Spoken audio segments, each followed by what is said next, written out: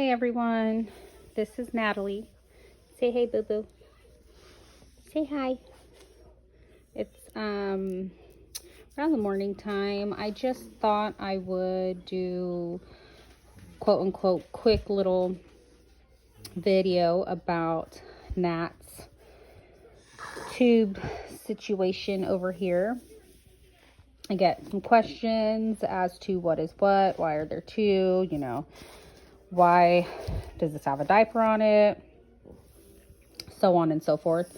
So I thought I would do a little video while Miss Vi is asleep and Spidey is watching a movie. So this is Natalie. She is almost six. She made it to 6. Well, almost, not quite there, huh, boo? You're still 5. But huge milestone for her. Every year, every month, every day that she's here with us, it's literally a blessing. She has malignant migrating partial seizures in infancy. That is a de novo mutation in her KCNT1 gene. And that is a potassium stimulated channel in her brain. So Nat, so she nursed for about 2 years, I would say, and that is really tough for these little kiddos. The docs were always really surprised that she was able to nurse that long, because it takes a lot of memory. And she did it. She loved nursing. That was her favorite thing, just like any other baby. And it got to a point where, with the different medications, that she wasn't awake some days, and the seizures take a lot from her, and she wasn't getting all the nutrition that she needed. And it was really hard as parents and as mom, to make that transition, because it's scary, it's different. You don't want to do something that you feel like you don't have to do. She was also eating baby food. So, Dad and I, we felt like, no, we can do it. We can keep doing it. But it just came to a point where she started losing a lot of weight, and she was getting thinner, and we knew that it was time. And she was also aspirating. And that's dangerous because, they choke, and it can develop into pneumonia and whatnot. And finally we made that transition, and it was the best decision, one of the best decisions that we made for her in terms of her diet. And I did another video on her food, what she eats. She is a vegan.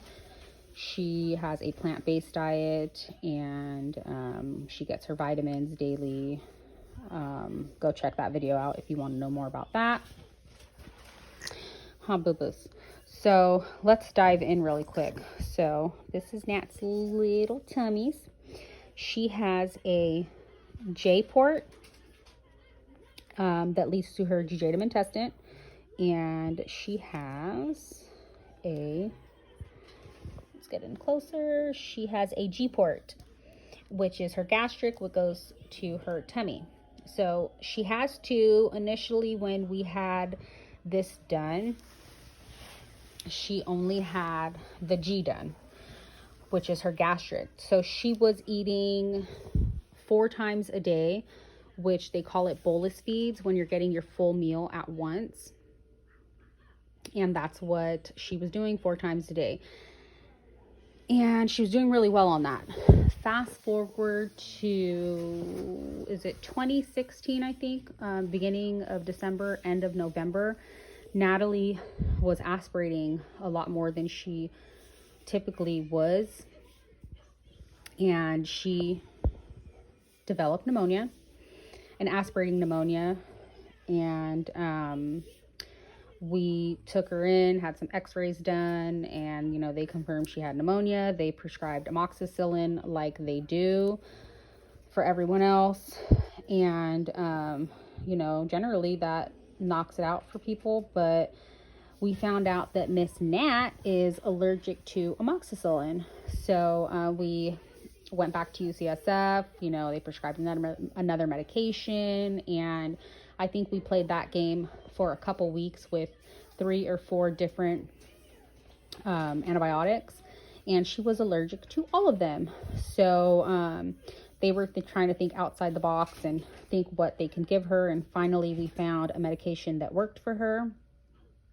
And then she started aspirating more and more every day, I was noticing. And we couldn't really figure out, you know, I'm not a physician. I didn't know why she was doing that. I'm learning as I go with her.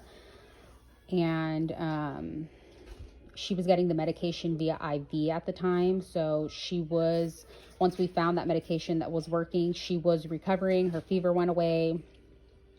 And that was now, you know, a month later, the end of December. And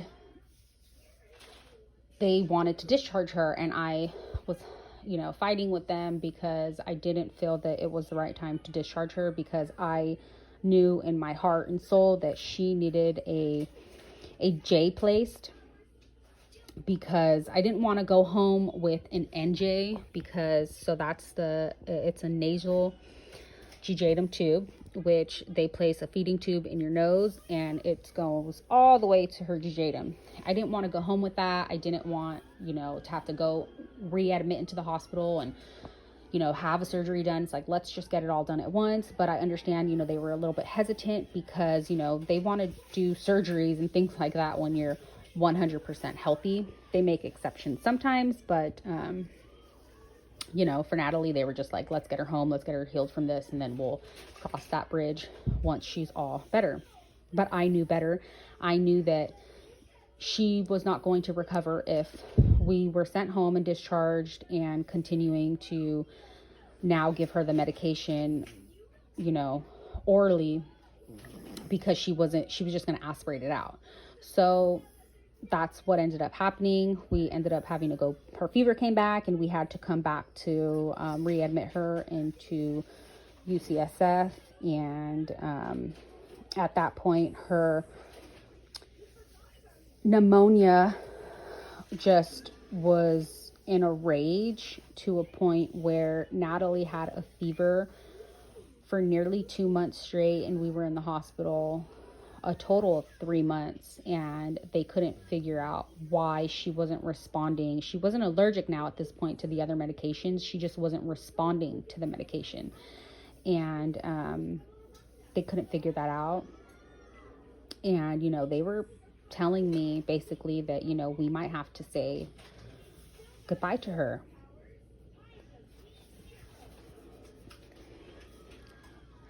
And we weren't going to do that, huh, Nat? So, you know, I just told him, do what you can, because she's not ready to go. I'm not letting her go. And finally, praise God, they did, you know, they were doing tests every day, it felt like. And finally, I, you know, after sitting in the hospital for 3 months, my husband stayed with her. I had never left her ever, but I needed a mental break for my own health, and I needed to see my other baby girl, you know. And I went to go have lunch outside of the hospital with my mom and my brother and my daughter. And my husband calls me on speakerphone with 3 of the docs, and they discovered that her pneumonia developed into pseudomonas, which is an infection from plastic, which we all consume plastic one way or another. You know, when you drink from a water bottle, when you know, whatever you do, things are in plastic containers all the time.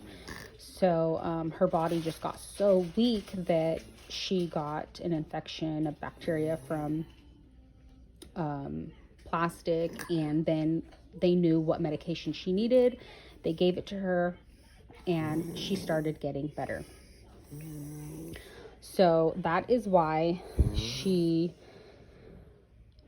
for some reason her body responded the way it did. It was so tired of getting medications that she was allergic to in her tummy that her little port on the inside, I don't know what it's called, it shut completely and it doesn't let anything pass. So my husband was pretty clever and was like, let's just leave this open, right? Because she already had her surgery and we were feeding her through here. So we figured out how to get her nutrition, but she was still aspirating and we couldn't figure out how to prevent that. And my husband left this open and all of a sudden all the juice would just, soak her shirt and everything. And he was like, well, let's, he's in the hospital at this time. He, asks for a tube for this side and he plugs it in and he tied a diaper around it and that solved that problem, huh? Daddy was pretty smart to think of that, huh, silly? And sorry, I got a little bit emotional.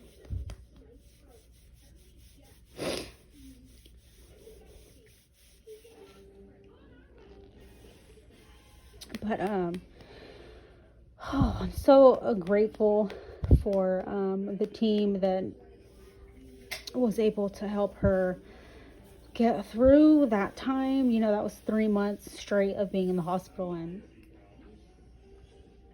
since then, she hasn't been in the hospital since then, to be honest. Up until recently, she had to admit for a week. But other than that, she's been home for almost 3 years. We take really, really good care of her and are very due diligent on all of her care because we want her to beat the odds, and she has beat the odds, and she is literally the strongest thing that has came from me, and she is where I get all my strength from, huh, boo? So that is the little story of why she has 2 ports, what each port does, and why she needs them, huh? You strong girl. Thank you, everyone, for taking the time to listen to Nat's story, for following along. Please share her story on your page with friends because, I'm finding that a lot of parents don't know certain things, and that's how growing a community and sharing stories is how we learn in everything that we do. And I am so grateful to share Nat's story and even help one person. It just means the world to me, and it means the world to Natalie because that's everything that she wants to do every day. She is just the sweetest, most kindest, happiest little thing in the whole world. So we'll do more videos for everybody, okay, boo?